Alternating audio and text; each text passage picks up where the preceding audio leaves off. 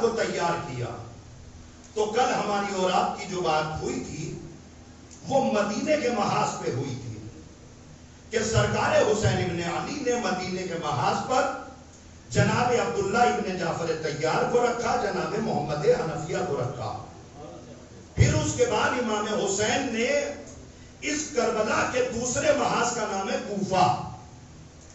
میں نے ابھی ایک جملہ ابتدائی مجلس میں کہا تھا اگر مقصد کربلا مدینے میں بھی پورا ہو جائے تو مدینہ بھی کربلا ہے. میرے عزیزو, امام حسین نے اس مدینے کے محاذ کے بعد دوسرے محاذ کا نام ہے کوفہ.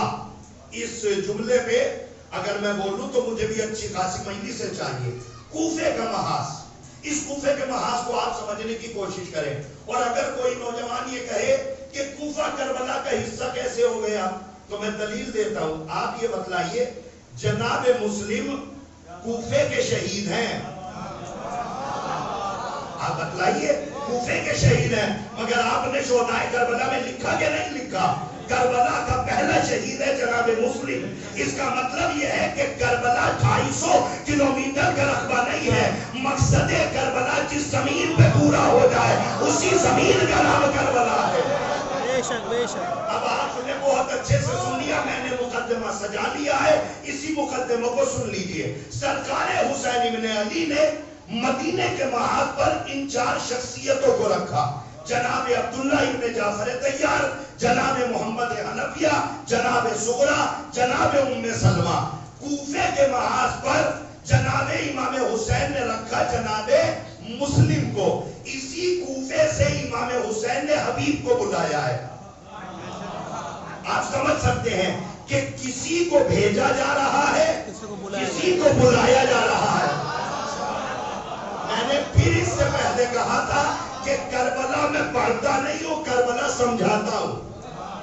میں ایسا نہیں کہ بس پڑھ کے چلا جاؤں, کربلا سمجھاتا ہوں. مسلم کو کوفے بھیجا جا رہا ہے, حبیب کو بلایا جا رہا ہے. اب کاش کہ مجھے اتنا وقت اور اتنی مہلت مل جائے کہ میں ان دونوں شہیدوں کے بارے میں پڑھ سکوں.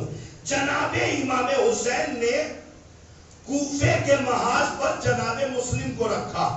تھوڑی دیر کے لیے بیدار ہو جائیے, میرا سوال نوٹ کریے کہ جناب امام حسین نے مسلم ہی کو کوفے کیوں بھیجا؟ سوال سنیے, مسلم ہی کو کوفے کیوں بھیجا؟ کیا عباس نہیں جا سکتے تھے؟ جا سکتے تھے.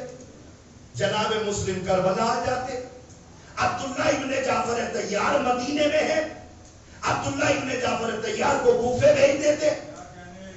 ہو سکتا تھا کہ نہیں ہو سکتا تھا, مگر امام حسین نے ایسا نہیں کیا. کوفے کے محاذ پر جناب مسلم کو رکھا. اور کمال, آپ آمادہ ہو گئے تو ایک جملہ کہوں, کوفے والوں نے خط لکھا ہے امام کو. جو سمجھ گئے سبحان اللہ, کوفے والوں نے خط لکھا ہے امام کو. امام نے جواب میں کس کو بھیجا؟ مسلم کو. آپ کی زبان میں آ کے پڑھ دوں, کوفے والوں نے بلایا ہے معصوم کو. ہاں تھوڑا سا بیدار ہو کے سنیے گا. بلایا ہے معصوم کو. امام حسین نے بھیج دیا غیر معصوم کو. میں عصمت کبریٰ عصمت صغریٰ کی بات کر رہا ہوں. آپ مجھے اس جملے پہ گھیریے گا نہیں, ورنہ میں یہ جملہ کہہ کے پڑھ رہا ہوں. عصمت صغریٰ عصمت کبریٰ کے مد نظر کوفے والوں نے بلایا ہے معصوم کو, امام حسین نے بھیج دیا غیر معصوم کو. اور ایسا بھی نہیں ہے کہ صدب عصمت پہ کوئی معصوم نہ ہو.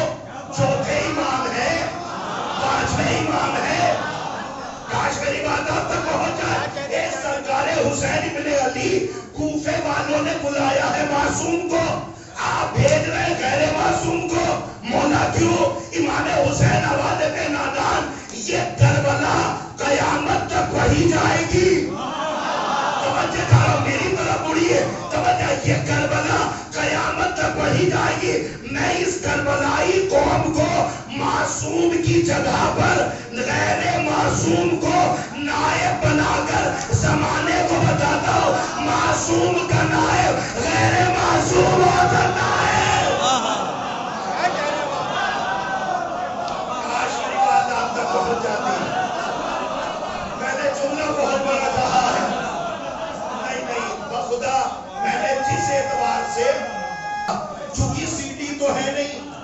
کہ یہ سیڑھی چل رہی ہے، چلتی رہے گی، میں کتابوں کے سینے چاک کر رہا ہوں، تو مجھے میری محنت چاہیے، آواز سے آواز ملائیے گا۔ امام حسین نے کربلائی قوم کو زمانے پہ رکھ کے بتایا، معصوم کا نائب غیر معصوم ہو سکتا ہے۔ یہ اسی فرش ازا سے اٹھ کر چند ایسے بگڑے ہوئے نوجوان یہ کہتے